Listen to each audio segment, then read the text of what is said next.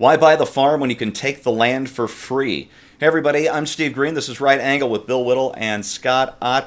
And the British papers are calling it chaos as South Africa begins seizing white-owned farmland. That's seizing without compensation. One of the British papers, I think it was the Express, says that they've targeted 2 game farms in the northern province of Limpopo after talks with the owners to buy the properties collapsed. The government reportedly put the seizure into motion after the owners rejected offers by the state to purchase their land for as little as 1/10 of its actual value. We've seen this play out before in Zimbabwe starting about 40 years ago, and the breadbasket of Europe is now a basket case. Borderline starvation and malnutrition and hyperinflation and all the rest. In South Africa, which had looked so promising just 25 years ago, is headed down that exact same road. Scott, Newsbusters reported that the media is practically silent as these seizures go on, with another Zimbabwe going from riches to hunger.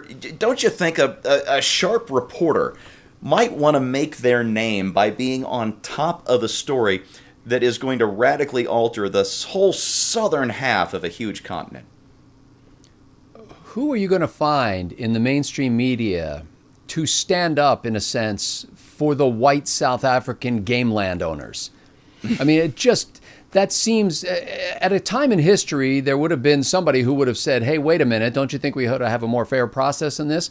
Now, there's not a chance. And of course, when you bring into play the way social justice advocates protest these things, it doesn't really matter whether the existing white South African landowners were offensive in any way. It matters that they are white South African landowners.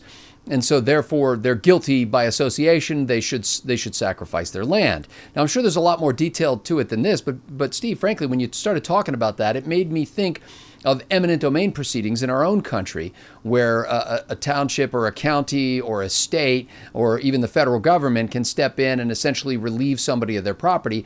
They're obligated under our eminent domain laws to offer fair market value for those properties. And so that's somewhat of a different thing.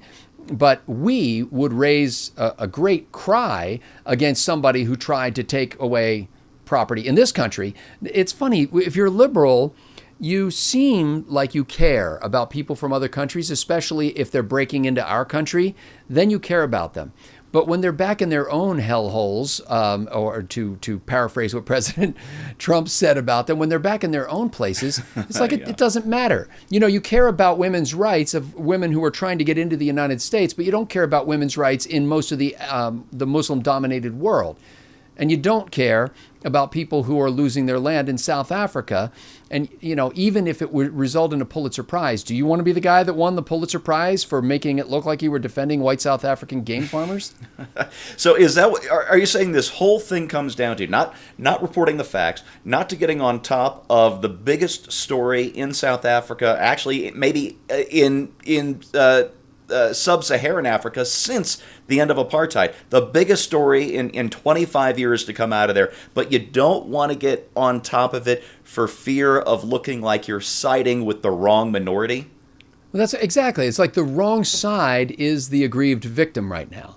And so, you know, you can't be seen as jumping to their defense. Now, somebody's out there doing it. I guarantee you some reporter is out there doing it. It's just, it's going to be very hard to hear from that person. I mean, you need a Cheryl Atkinson kind of person who will get in there and say, you know what, my money doesn't come from, bread makers and shampoo makers. My money comes from my supporters, the members at my web channel or podcast. And so I bet you if you comb the podcast, you'd be able to find coverage about stuff like this. But you're right, mainstream media, forget about it. Well, you know, you go back to the late 70s, early 80s, and when the white South Afrikaners, the Afrikaners, the Dutch, were herding essentially black South Africans into the so-called Bantustans, you know, these semi-independent countries. Oh, it's not apartheid. They have their own country now. It was headline news. It was a huge movement. The boycott, as well it should be. Yes, as well it should be. And now we've got the same thing going on, but the colors are reversed, so it's a non-story to the U.S. press. What a stinking shame.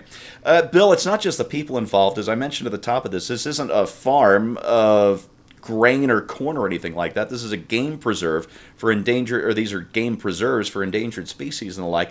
And one of our viewers that I engage sometimes with on Facebook, Lou Mascatello, he said to me yesterday, the sad thing people may not think about, they won't just be commies, they'll be factionalized commies, so they're all going to be going to war with each other over the seized property.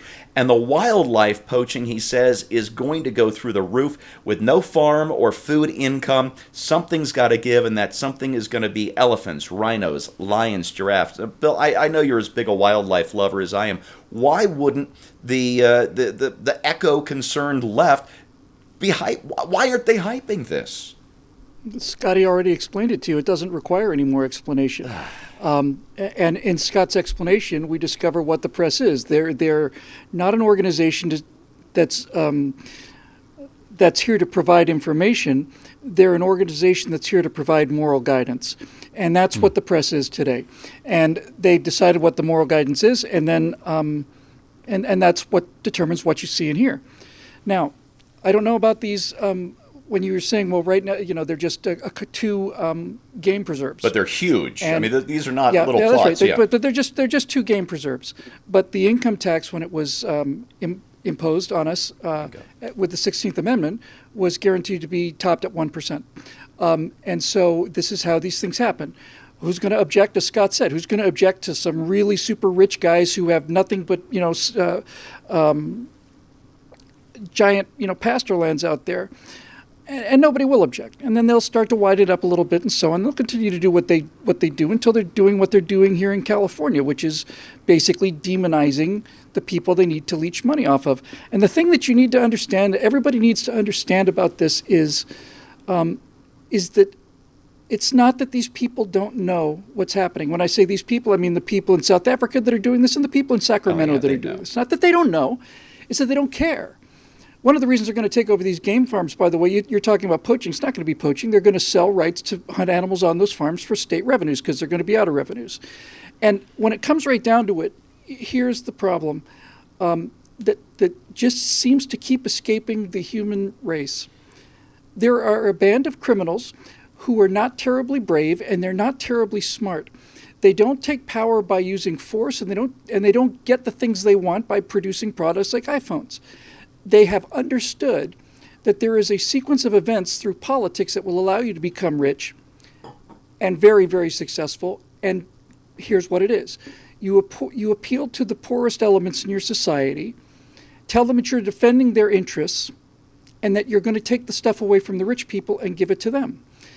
But what ends up happening is the social system collapses like it collapsed in Venezuela and collapsed everywhere else, and everybody starves except for those people that brought about these changes. That's why Fidel Castro starved his country for 50-some years, and when he died, he had $900 million in the bank. Hugo Chavez brings ruin to Venezuela, and they're eating dogs on the streets, and everybody's starving, and his daughter is worth $4 billion. And if you don't see what this is, then how many examples are you going to need? The tragedy is not that the game preserves are going to be taken. The tragedy is going to happen to South Africa. Same thing happened in Rhodesia, Zimbabwe. And apparently, there's enough people in the world, and Venezuela just voted to re-up on socialism. There's enough people in the world who would rather be, I'm not joking about this, I mean this very seriously, they would rather be starving so long as everybody is starving equally than to live a life of relative comfort knowing that somebody else is doing better than they are. And this that's the way the world has been forever, and the only people that seem to be exceptions to this are this genetic freaks here in the United States based on Western values. Bill, you reminded me of an old Iowa hawk, Dave Burge headline from a few years ago on Twitter, the first time Hugo Chavez had a cancer scare, and Dave Burge's headline was, "Cancer loses brave battle with Hugo Chavez." Yes. I love that, man. I needed a little levity there because this story is just heartbreaking. Kind of on a personal level for me, I was one of those kids in high school in the 80s who was very politically aware and involved and active and all the rest. And I remember being a little worried. On the one hand, I really wanted apartheid to end because it was an evil, unjust, racist system and it had to go.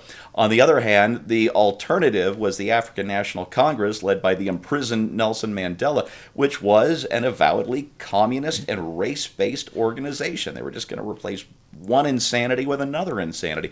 But I'll tell you what, Nelson Mandela really grew as a human being and as a leader when he was released from prison and helped, along with the white South African government, to guide that country out of apartheid. He really struggled not just to make it a country for all South Africans, but to shed his communist roots as well. I mean, he was never going to be a laissez-faire capitalist libertarian or anything like that, but he really did everything he could to get himself away from the communist-based and race-based thinking of the ANC, and he made huge strides for his country and really for himself too. He kind of dragged everybody along with him, and he was right, and he was gracious, and he really gave his country, all of his country, new hope. The problem was he was not able to rid the ANC of its black racism or its white communism, and the result is what we're seeing now. And it was really practically preordained by his inability. I won't say failure, because I'm not sure anybody could have done it, but by his inability to drag the ANC fully along with them, and it's just been heartbreaking to watch. I wish I had better news for you, but we've seen this play out before. We're going to watch it play out again if the press will let us. And that's your right angle on that. Thanks so much for watching. Thanks for Bill Whittle and Scott Ott for being here. And if you like what you see, click on over to BillWhittle.com. This is just a small number of members over there who make this possible. We'd love you to have on board. Thanks for watching, and we'll see you next time.